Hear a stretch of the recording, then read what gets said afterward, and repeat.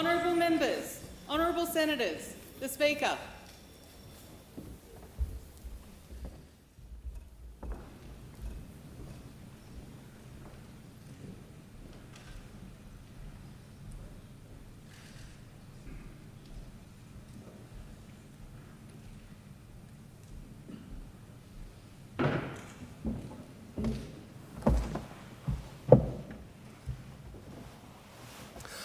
I acknowledge the Ngunnawal and Ngambri peoples who are the traditional custodians of the Canberra era and pay respect to the elders, past and present, of all Australia's Indigenous peoples. Almighty God, we humbly beseech thee to vouchsafe thy blessing upon this parliament. Direct and prosper our deliberations to the advancement of thy glory and the true welfare of the people of Australia. Our Father, who art in heaven, hallowed be thy name. Thy kingdom come, thy will be done on earth as it is in heaven. Give us this day our daily bread, and forgive us our trespasses, as we forgive them that trespass against us. And lead us not into temptation, but deliver us from evil. For thine is the kingdom, and the power, and the glory, forever and ever. Amen.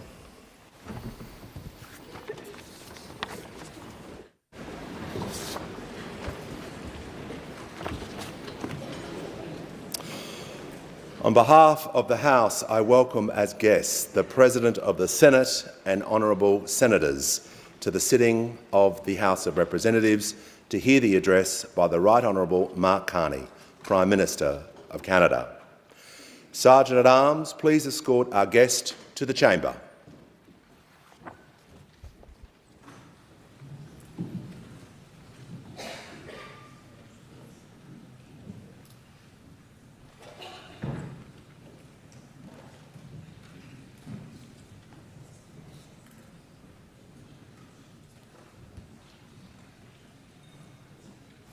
Honourable members, honourable senators, the Prime Minister of Canada.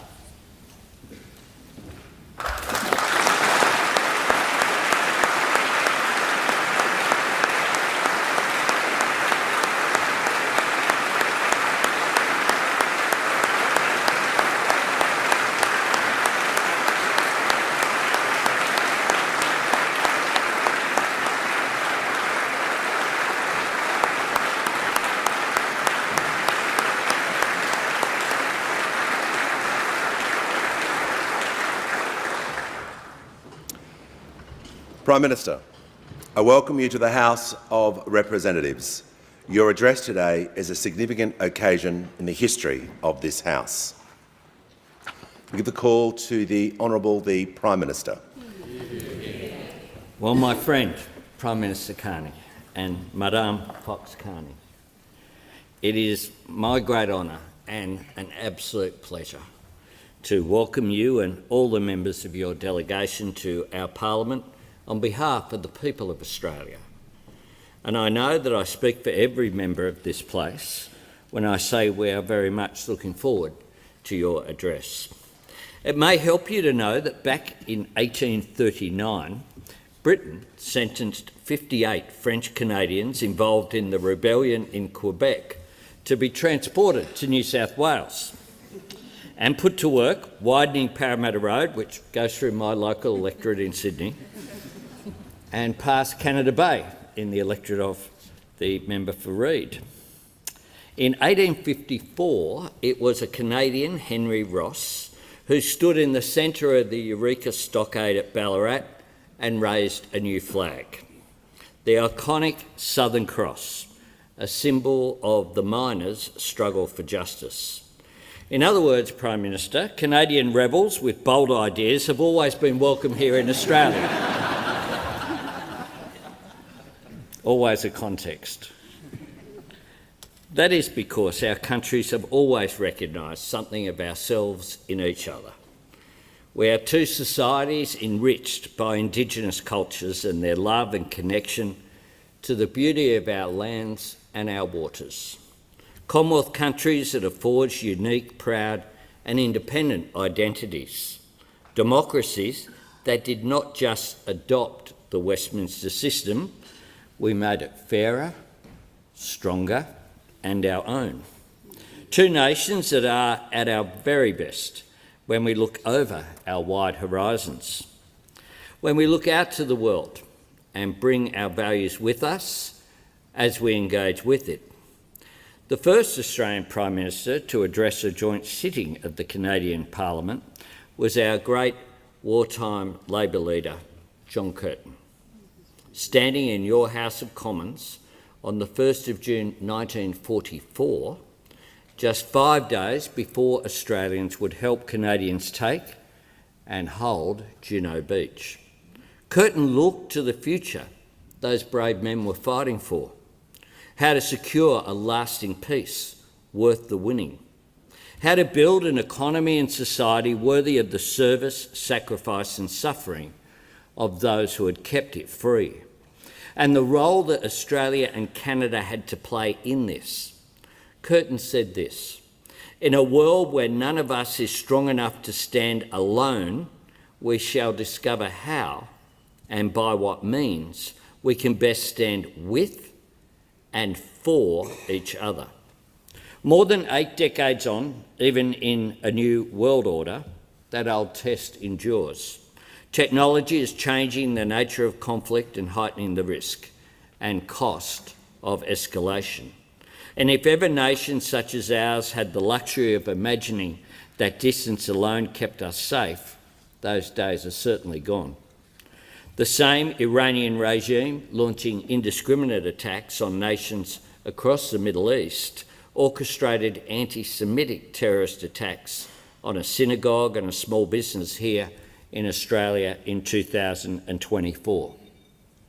For us, as two democracies in an age of polarisation, as two dynamic trading nations in a time of disrupted supply chains, and as two middle powers in an era of strategic competition, Australia and Canada must seek and create new ways to stand with and for each other. Prime Minister, for all the comfortable ties of old affection, what makes the friendship between Australia and Canada noteworthy is what we do not share. We do not share a border, a region, a hemisphere, or any market smaller than the global one.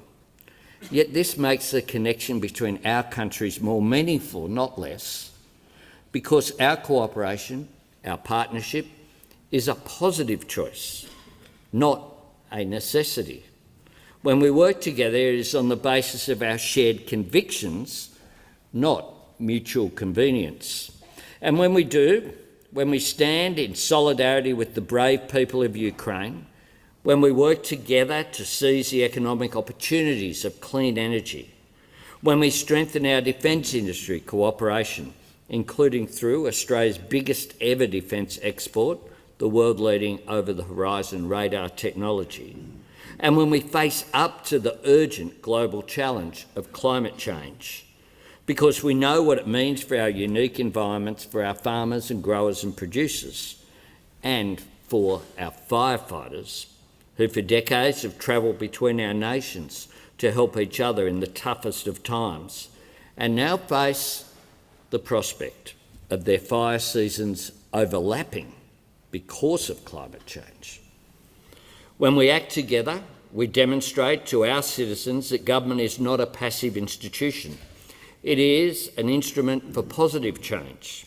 And what's more, when we send a message to all those nations that look to us as equals, as peers, as neighbours and as leaders, that they too have a choice, agency and a part to play, because peace, security and prosperity are not the preserve of the great powers alone.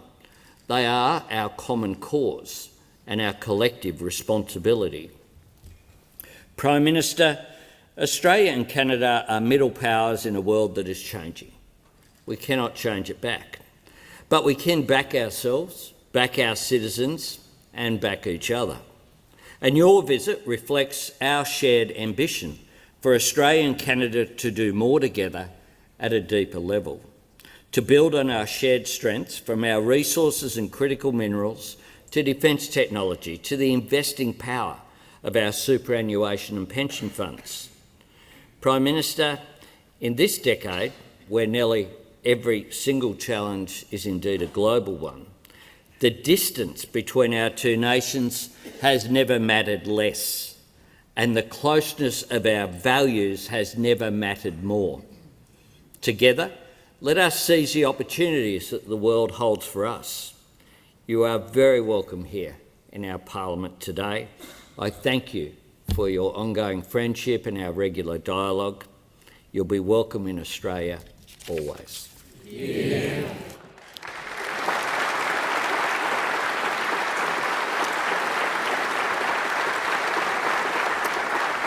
I invite the Honourable the Leader of the Opposition to support the remarks of the Prime Minister. Thank you, Mr Speaker, and I commend Prime Minister Albanese for his warm welcome for our guest of honour and his wife, Diane. Mr Speaker, I have a confession. I knew our guest of honour long before he became the Prime Minister of Canada.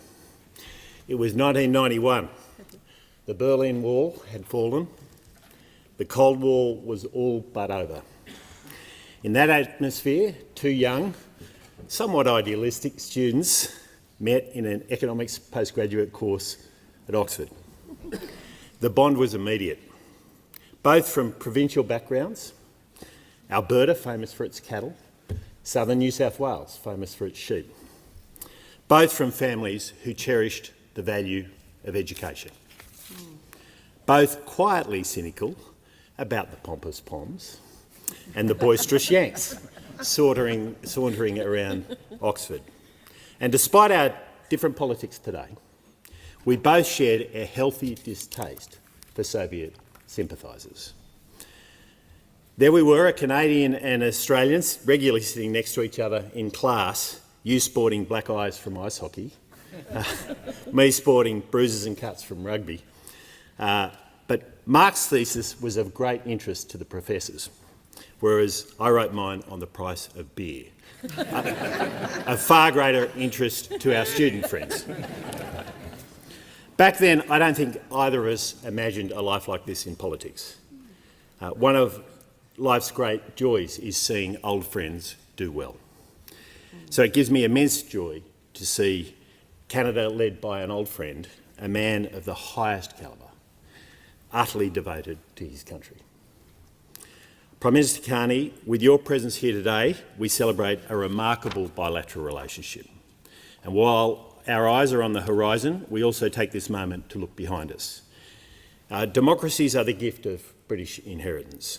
It was the pragmatic, enlightened and accommodating nature of British stewardship that nurtured within our colonies self-identity, self-government and ultimately sovereign nationhood.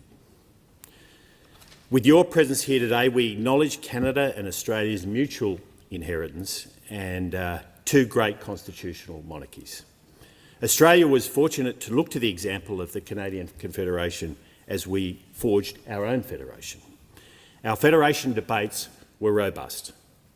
One of our founding fathers said, "We shall find the Canadian Constitution is about the best basis that we can select." Another founding father had a very different view, saying, "In no regard can we look upon the example of Canada as one to be imitated." But whether Australia's founding fathers praised or criticised the Canadian model, they learned from Canada and yearned for what Canadians had achieved. Prime Minister Carney, with your presence here today, we say with gratitude that Canada helped shape the Australian nation. We are two great democracies that have successfully woven together the Indigenous, colonial and migrant threads of our societies. Over the course of 125 years, our two nations have known a steadfast, stable and mutually supportive partnership in peacetime and in wartime, in good times and in tough times. As we've just heard, our two peoples have known a deep and abiding friendship. Our partnership and friendship are testimony to the many achievements over many generations in trade and in business, in sharing intelligence and sharing industriousness, in fighting our enemies and fighting bushfires. Since you've become Prime Minister of Canada, I've admired many of the decisions you've taken that are grounded in economic realism, removing the consumer carbon tax, getting immigration under control and ensuring it's conducive to social cohesion, and a deregulation agenda that supports business and industry. Your speech in Switzerland in January was a much-needed wake-up call for middle powers of the West. Prime Minister Carney said, we're at a turning point. We must indeed stop invoking rules-based international order as though it functions as advertised. I'd go further. The rules-based international order has been exposed as wishful thinking of a bygone and benign era, especially in these times when autocratic regimes act with impunity. And I wholeheartedly agree with you. In this brave new world, middle powers cannot simply build higher walls and retreat behind them. We must work together. We must act together, closer than ever, on defence, on secure supply chains and sovereign capabilities, on maintaining free trade. As you said, the strength of our values matter and the value of our strength matters. It's that moral clarity that must guide us and protect our way of life. Prime Minister Carney, on behalf of the Coalition and Federal Opposition, it's a privilege and a pleasure to welcome you to the Australian Parliament. And from one old friend to another, it's great to see you, mate.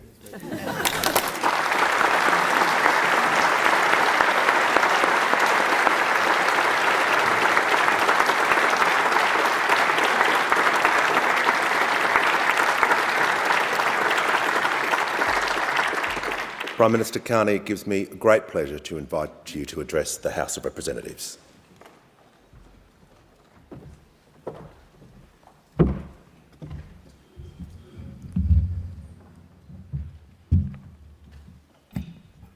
Prime Minister Albanese, thank you, and to Jody for this warm welcome and for this great honour. Leader of the Opposition, Taylor, thank you for reminding me of the importance of beer and competition. And in terms of deflating the palms, I would note, I would recall our meeting with Prime Minister Starmer, our trilateral at a time of great consequence, where it was around drinks, and Prime Minister Albanese brought 4 of Australia's finest tins, which just happened to bear his name.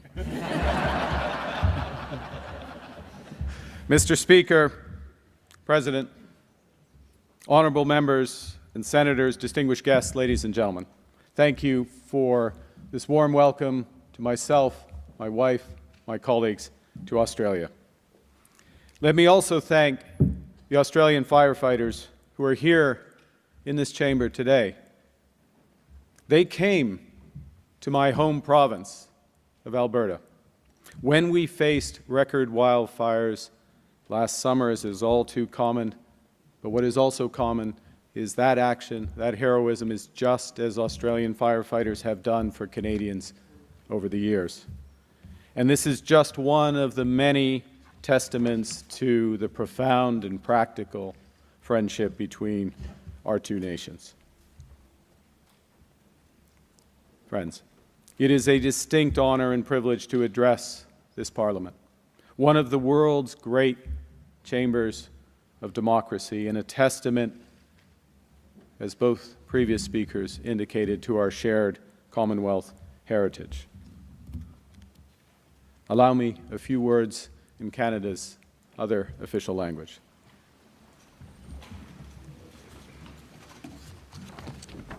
Le Canada et l'Australie sont de grands amis, et ce depuis longtemps. La confiance est le pilier central de notre relation. Lorsque le Canada et l'Australie agissent de concert, nous faisons une grande différence. Et en cette période de rupture, notre collaboration est encore plus stratégique. Nous pouvons chacun renforcer notre souveraineté et ainsi produire des résultats concrets pour nos citoyens et citoyennes, de même que pour nos économies. Mr. Speaker, the last time a Canadian Prime Minister stood here, it was a different era with different challenges. 2007, the eve of the global financial crisis, a crisis through which Australia and Canada sailed. We sailed through that storm because of the soundness of our banks the probity of our public finances, and the resourcefulness of our people. And while much has changed since then, these qualities endure, as does the friendship between our nations. Although we could not be further physically apart, Canada and Australia are strategic cousins.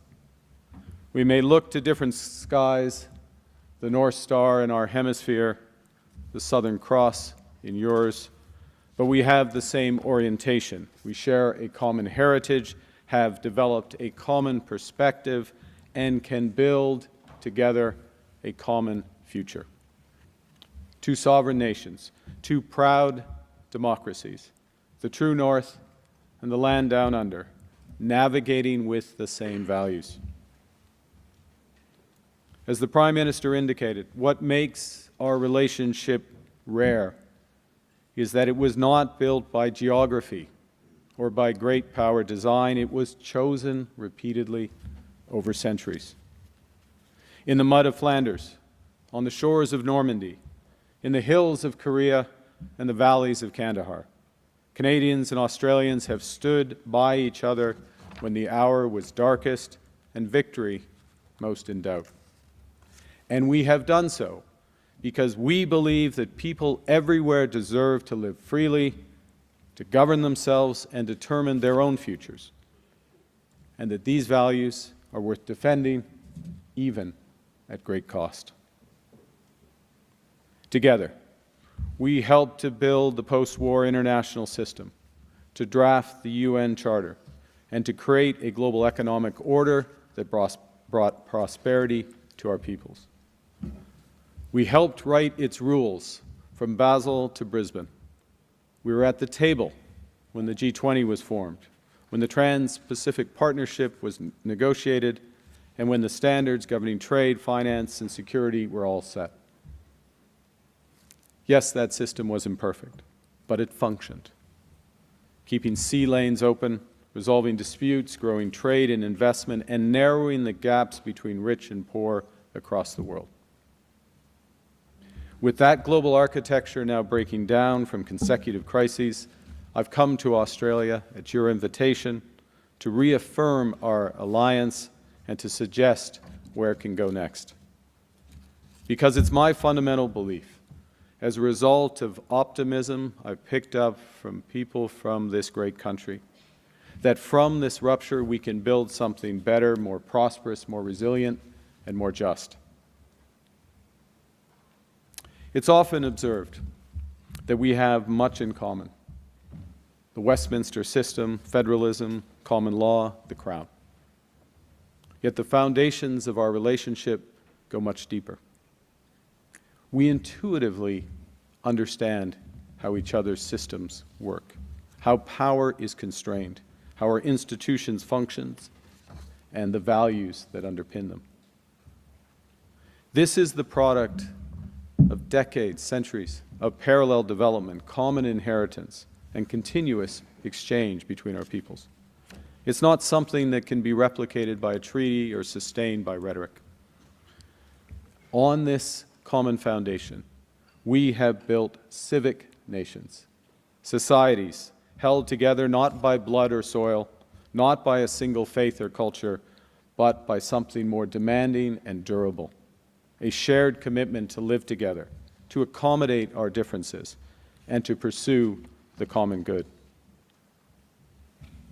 Canada's founding insight was that unity does not require uniformity, that we can share a country without conforming to a single identity, that our differences, honestly acknowledged and respectfully navigated, are a source of strength. Australia arrived at the same destination by its own path.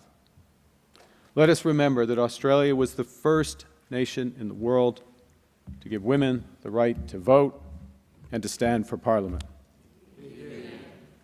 Your example has inspired the world ever since.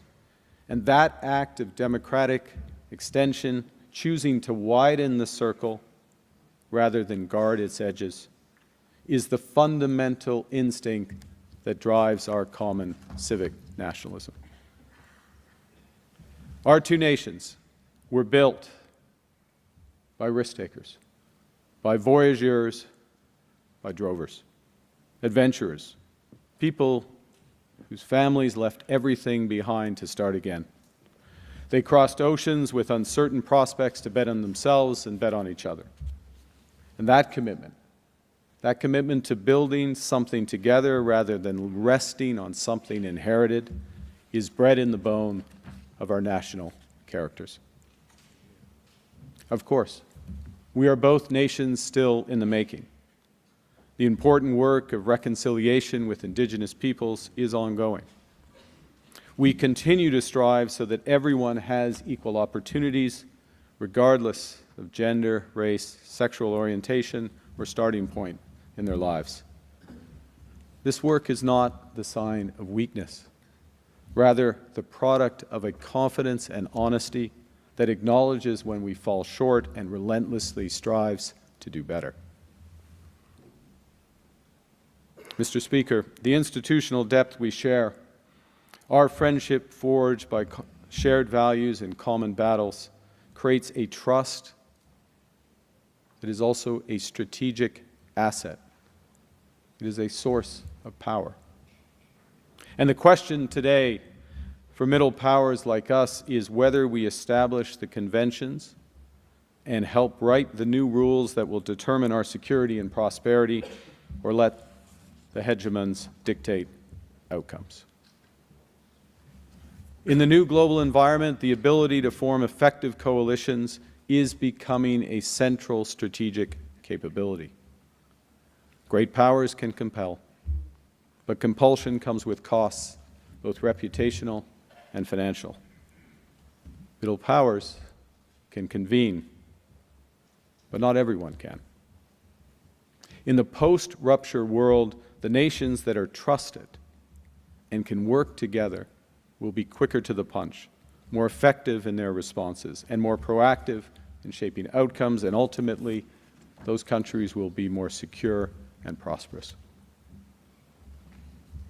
Mr. Speaker, middle powers like Australia and Canada hold this rare convening power because others know we mean what we say, and we will match our values with our actions. This has been earned by those before us throughout our history. And the question is now, what do we do with it?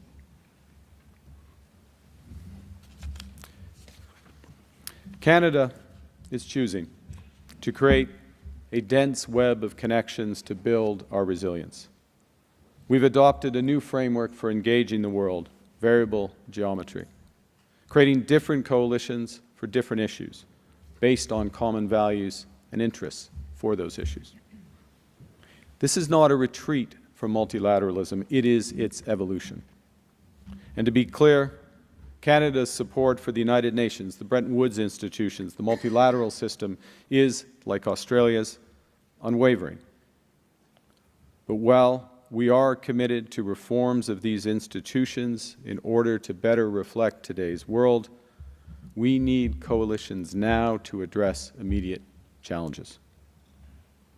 And as those coalitions work, they will help demonstrate the power of multilateralism and reinvigorate it. The fact is, right now, many countries are concluding that they must develop greater strategic autonomy. And this impulse is understandable. When the rules no longer protect you, you must defend yourself. A country that can't feed itself, fuel itself, or defend itself has few options. But in the 21st century, the requirements for economic security and prosperity of our countries extend far beyond food, conventional energy, and defense, as important as these are. Today, sovereignty requires reliable access to space-based communications and storage, vaccines, semiconductors, payment systems, and capital. Because governments and businesses went for decades prioritizing efficiency over resilience. We've developed supply chains and trading relationships that create dependencies on the great powers, sometimes even individual corporations. All of these affecting essential elements of our sovereignty. And as that integration is weaponized, this creates fundamental vulnerabilities. In response, Canada's strategic imperative is to build sovereign capabilities in these critical sectors, at home and in coalition with trusted, reliable partners like Australia, to ensure that integration is never again the source of our subordination. And let me, in the spirit of the Leader of the Opposition, move from the theoretical to the practical. I'll give 5 examples of this variable geometry in practice. The first, Prime Minister, is in critical minerals. Canada and Australia are the world's 2 most reliable and like-minded mining giants. We are both committed to sustainability. We have each developed the most advanced extractive ecosystems, all the range from prospecting to engineering, logistics, and capital markets. We're blessed with abundance of foundational metals that power the batteries, the EVs, the smartphones, the AI systems of this century. Together, we produce 1/3 of global lithium, 1/3 of global uranium, 40% of iron ore. In fairness, that's largely you. But we'll take credit for it. And we have a combined war chest right now of $25 billion to fast-track global projects. Globally, we're 1 and 2 in the most attractive we're 1 and 2 as the most attractive mining investment jurisdictions in the world. We are the world's critical mineral superpowers. Now, in the old world, and even to a degree today, the temptation would be to see each other as competitors. In the new world, we should, as Prime Minister Albanese has suggested, be strategic collaborators to boost investments, accelerate technological cooperation, enhance supply chain resilience, expand our domestic processing abilities, and to reinforce each of our strategic autonomy. Which is why earlier today we've signed a series of new agreements on critical minerals, including with respect to the G7 Critical Minerals Alliance, an alliance Prime Minister Albanese helped to launch in Kananaskis in June. This is the largest group of trusted democracies with critical minerals reserves in the world. The second area is in defense. Both our countries are building up our capabilities so the next generation of drones, surveillance aircraft, cyber, and artificial intelligence are created in Adelaide and Alberta. Canada has just announced our first ever defense industrial strategy. It will catalyze $500 billion of investment in our security and resilience over the course of the next decade. This creates enormous opportunities for cooperation between our countries. As the Prime Minister rightly referenced, we are already cooperating with Australia on your world-leading over-the-horizon radar, and we're actively exploring new opportunities to protect our vast territories together. Australia and Canada are core members of the Coalition of the Willing, which provides vital military and humanitarian aid to Ukraine in response to Russia's illegal, horrific war. Mr. Speaker, the outcome of this war is not in doubt, although its duration is still uncertain. And when peace comes, and it will come, the coalition, including Canada and Australia, will provide robust security guarantees to support a just and lasting peace in Ukraine and Europe. As we have seen in this war in Ukraine, satellite communications are now a fundamental requirement for security. A Canadian-based constellation of LEO satellites will launch next year, providing reliable and secure global communications. We're working with other like-minded partners who possess similar capabilities to build out a deep, resilient, sovereign system that we can all share and we can each control in our territories. Mr. Speaker, artificial intelligence is my third example. As AI begins to transform our economies and our lives, strategic autonomy will require sovereign intelligence infrastructure, including secure clouds, data, LLM models, enterprise applications. Canada can contribute here as well, in partnership. We're the #1 global destination for master's and doctoral students. We produce some of the world's most renowned AI developers and are home to the leading AI institutes and many of the startups. But we know that is not sufficient.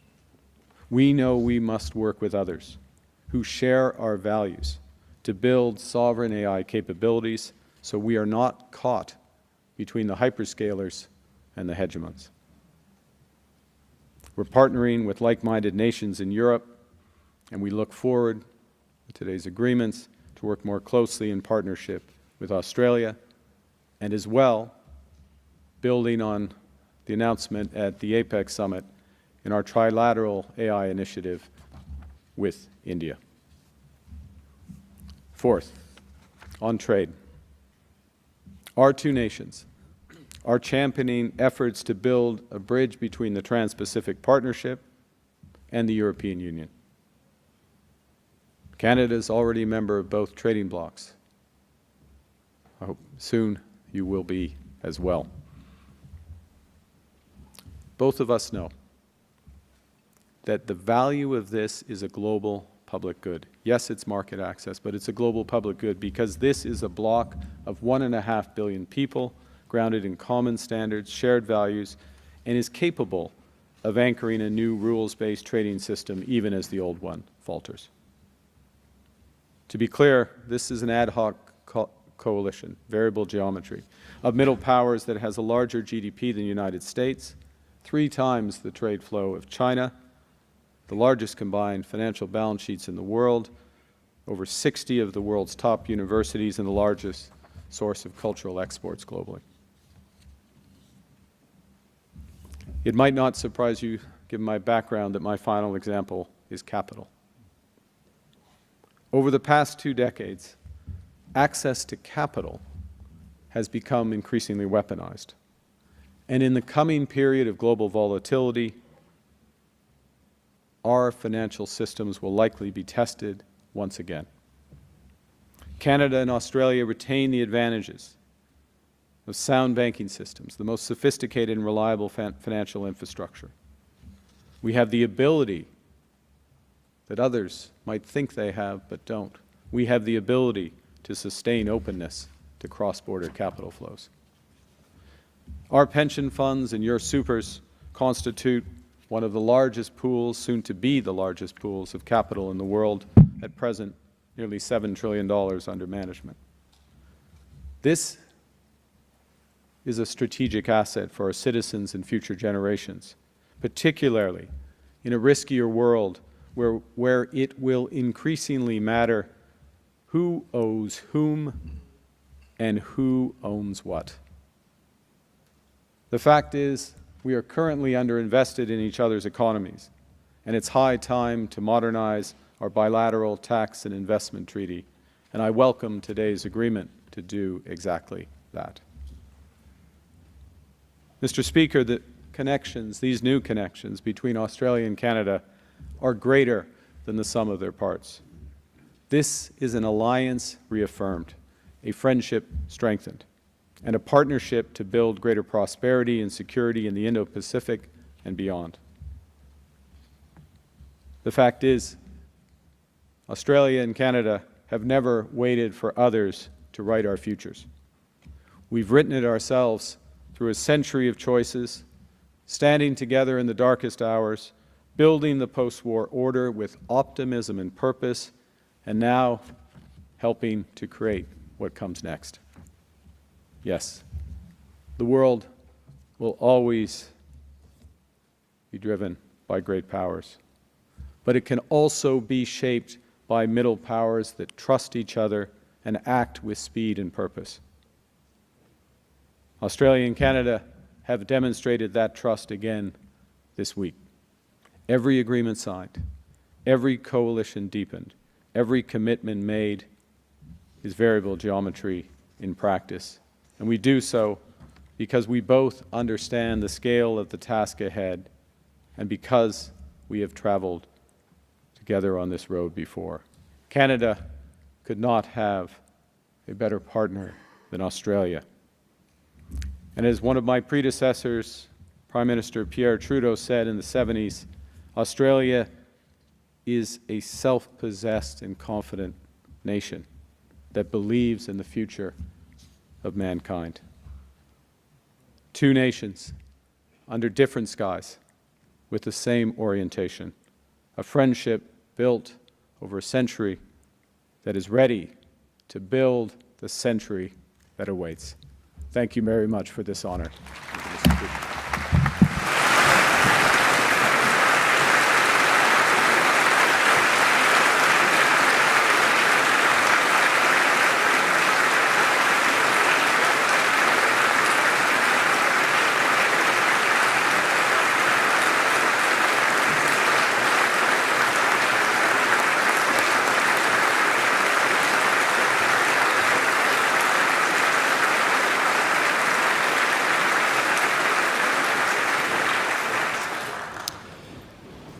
Prime Minister, on behalf of the House, I thank you for your address.